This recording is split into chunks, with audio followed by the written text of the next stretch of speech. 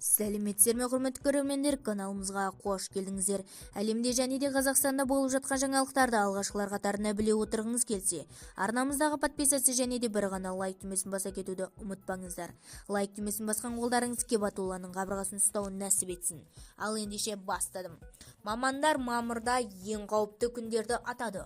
Астана ТВ 15.05.2023 жыл 8-ден 12 102. Ғалымдардың пікірінше мамырда 4 магнит толқуы болады. Оның біреуі қатты толқу болады деп хабарлайды Massaget.kz. Мамандардың сөзінше 3-4 мамырда жеңіл магнит толқулары болған.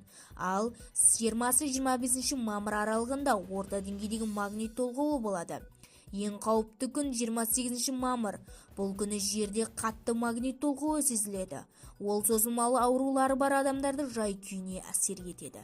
Бізді тамашалауды жалғастырыңыздар және де видеороликті достарыңызға үлесіңіздер. Сау саламатта болыңыздар.